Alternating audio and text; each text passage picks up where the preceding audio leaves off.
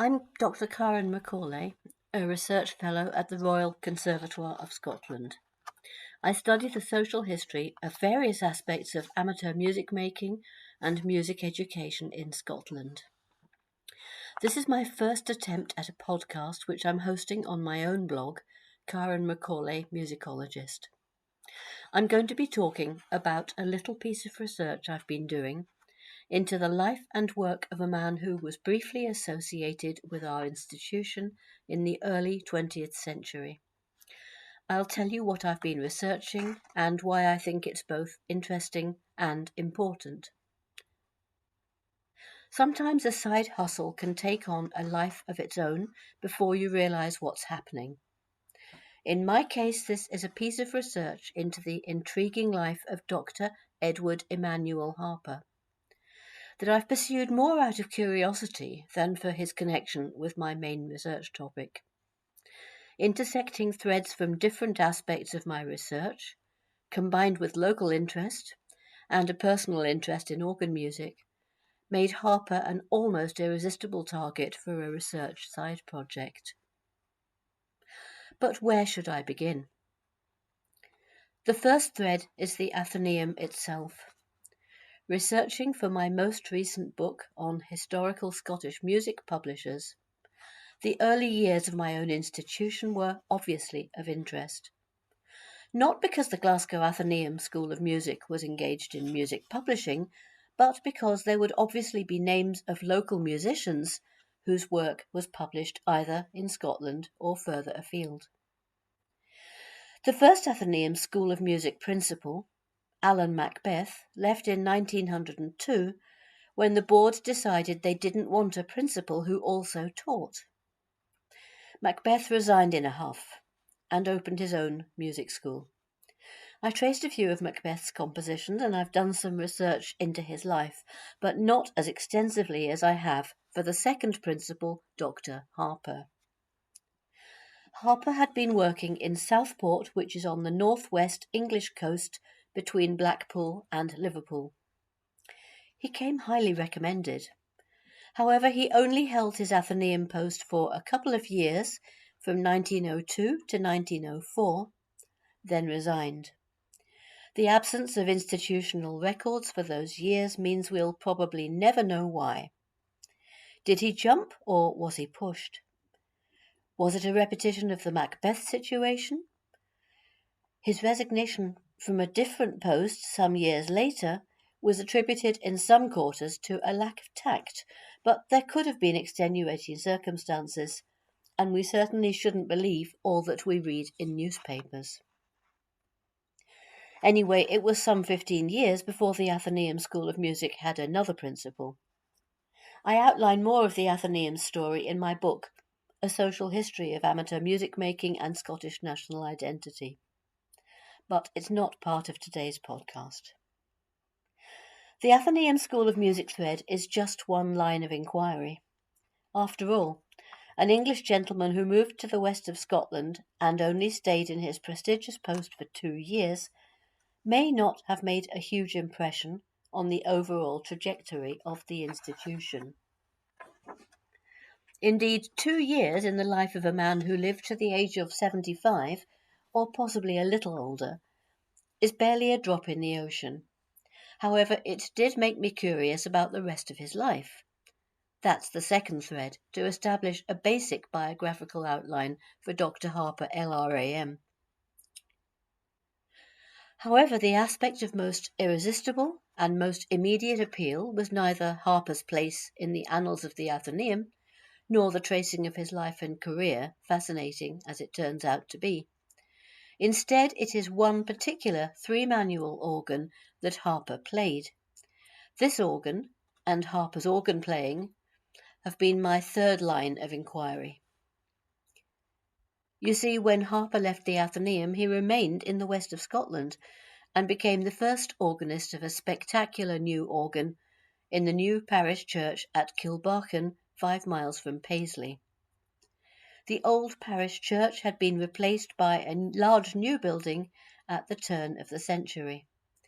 The 3-manual organ was gifted by an unnamed lady, and was built by an English firm called William Hill and Son. Harper played for the inaugural recital in autumn 1904 and stayed for 5 years. The Athenaeum's loss was clearly Kilbarchan's gain. And why is this of immediate interest? It's because the organ has recently been moved and installed at St. Marian in Prenzlau, Germany. You see, despite being only a small village, for many years Kilbarchan had 2 Presbyterian churches, for reasons concerned with mid-19th century Church of Scotland politics. The one with the hill organ was eventually named the West Kirk and the other the East. In the present century, the churches combined, leaving the West Kirk redundant and the organ needing a new home. A home was found, organists and churches liaised, and organ builders got to work on the complex operation of dismantling, transporting, and reassembling this substantial instrument. There's a festival and weekend conference taking place in mid-May 2026 at its inauguration in Prenzlau. The organist there, Hannes Ludwig, has a Facebook page neatly entitled Hill's Angels about the organs built by this firm, and the excitement about St. Marian's new instrument is, I might say, off the register in organist circles. It's a fantastic story. I really wish I could go to Prenzlau, but I'm already committed to an equally important weekend engagement elsewhere. Kilbarchan isn't very far from Neilston, where I'm currently organist in the parish church. The organ I play is smaller than the Kilbarchan instrument. We only have 2 manuals, i.e. keyboards, compared to their 3. And our organ, barely a few years older, was originally powered by a person operating a manual pump. The stump of the lever is still visible. Kilbarchan's was quite possibly powered electrically from the start. This means the organist could go and practice freely without needing someone to pump the handle. And there's another difference. The Neilson instrument is still tracker action. The notes are sounded by levers connecting the keys to the opening and closing of individual pipes. The more stops you pull out, the heavier the action. From what I've read, the Kilbarchan instrument was probably always electro-pneumatic. A bigger instrument, more stops, and less physical effort. I'm not an organologist. Incidentally, that's actually someone who researches musical instruments of any kind, not just organs. So what have I been researching? Well, I've got a very detailed chronology of Harper's life in England before he moved to Glasgow for the Athenaeum post. I've traced where he lived after he left the Ath and his subsequent life after he emigrated across the Atlantic. He seems to have been a teacher not only in institutions but also as a private music teacher. However, being an organist is a thread that runs throughout his life. I've traced his professional education and training and the places where he was organist. I'm compiling quite a lengthy list of his compositions. Not much is extant, and just one single piece is accessible on IMSLP. I picked up another rare volume in a local second-hand music shop. It's a bound volume including 3 of his pieces from just before he was employed by the Athenaeum. And I'm waiting excitedly for the arrival from America of another collection that I sourced on eBay. Having been a music librarian professionally, I do have a certain aptitude for sourcing old music. The latter book may not contain particularly demanding music since it's for American organ or harmonium, and that means no pedals as far as playing notes is concerned. The pedals were for powering the instrument. Nonetheless, if it contains a dozen or so pieces by Harper, and it was published by a Glasgow publisher, possibly after Harper left Scotland, then plainly I had to acquire it. Metaphorically, it had my name on it.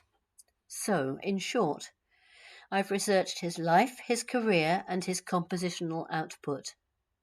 From an institutional perspective, I wanted to know the strengths of this individual, who was recommended to the Athenaeum by no less than his doctoral supervisor, Ebenezer Prout.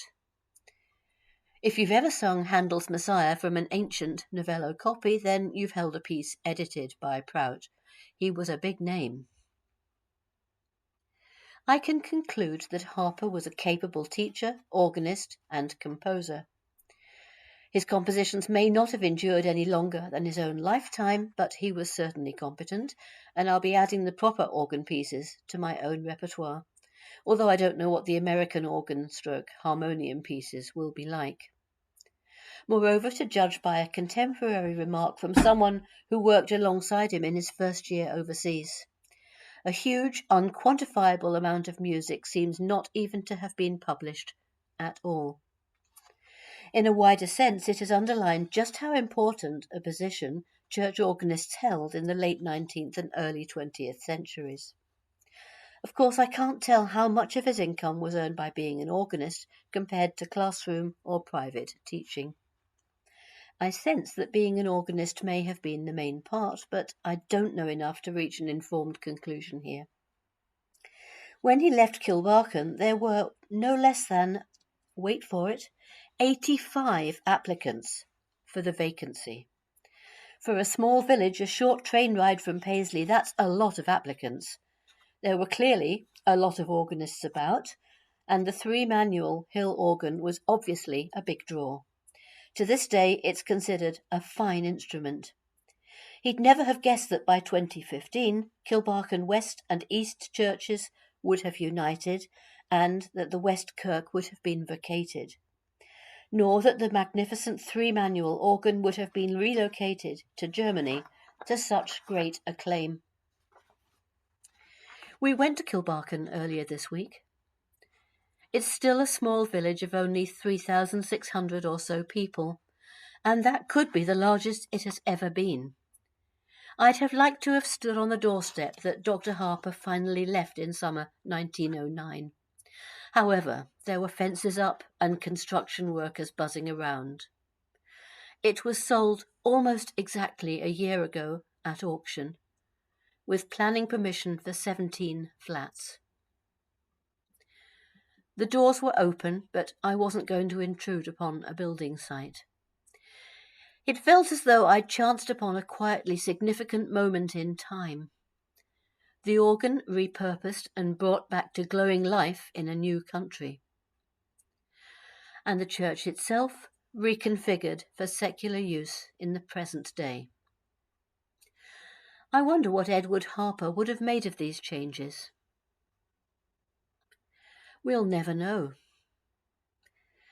Any more than we'll know why he left the Athenaeum in spring 1904.